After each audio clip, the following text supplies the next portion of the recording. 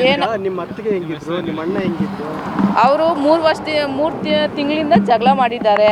ಏನಕ್ಕೋ ಸ್ವಲ್ಪ ಕಿರಿಕಿರಿ ಆಗಿದೆ. ನಮಗೂ ಯಾರೂ ಹೇಳಿಲ್ಲ. ನಾವೇನಾದರೂ ಬರ್ತಾಯಿದ್ವಿ ಹೋಗ್ತಾ ಇದ್ವಿ ಅಷ್ಟೇ. ನಮ್ಗೆ ಮದುವೆ ಆಗಿದೆ, ಏನೋ ಚೆನ್ನಾಗಿದ್ದಾರೆ, ನಾವು ಸುಮ್ಮನೆ ಇದ್ವಿ. ಇತ್ತೀಚೆಗೆ ಅವಳು ಈ ಥರ ಮಾಡ್ತಾ ಇರೋದು ನಮ್ಮ ಅಣ್ಣಗೆ ಗೊತ್ತಿದೆಯೋ ಗೊತ್ತಿಲ್ಲ ನಮಗೆ. ಮನ್ಸಲ್ಲಿ ಅದೆಷ್ಟು ಬಾಧೆ ಇತ್ತು.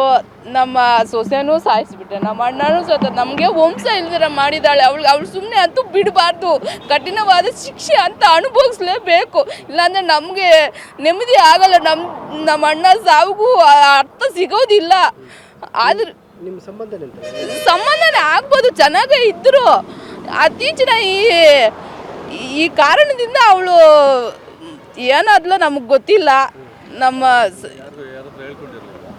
ನಮ್ಗೆ ಯಾರೂ ಹೇಳಿಲ್ಲ. ಕೇಳಿದ್ವಿ, ನಮ್ಗೆ ಯಾರೂ ಹೇಳಿಲ್ಲ ಚೆನ್ನಾಗಿದ್ದೀವಿ ಹಂಗೆ ಹೇಳಿದ್ರು. ಜಾಸ್ತಿ ಅನುಮಾನ ಆಗಿದೆ ನಮ್ಮ ಅಣ್ಣನಿಗೆ.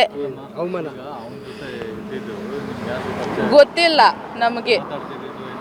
ಫೋನಲ್ಲಿ ಏನೋ 3 ಮಂತ್ಸಿಂದ ಕಾಂಟ್ಯಾಕ್ಟ್ ಇತ್ತಂತೆ. ಅದು ಏನಾದರೂ ಕೇಳಿದ್ರೆ ನಮ್ಮ ಅಮ್ಮನ ಜೊತೆ, ನಮ್ಮ ಅಪ್ಪನ ಜೊತೆ, ನಮ್ಮ ರಿಲೇಷನ್ನು, ನಮ್ಮ ದೊಡ್ಡಮ್ಮ, ನಮ್ಮ ಚಿಕ್ಕಮ್ಮ ಅಂತ ಹೇಳ್ತಾಯಿದ್ರು.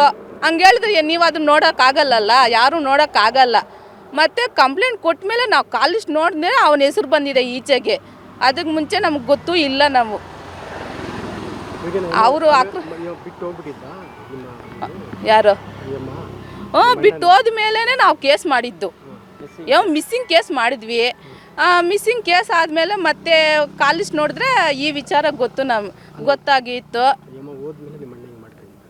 ಹೋದ್ಮೇಲೆ ರಾತ್ರಿ 8-9 ಗಂಟೆ ತನಕ ಮನೆಗೆ ಇದ್ನು. ತಲೆ ಎಲ್ಲ ಚೆನ್ನಾಗಿ ಇದು ಮಾಡ್ಕೊಂಡಿದ್ದಾನೆ.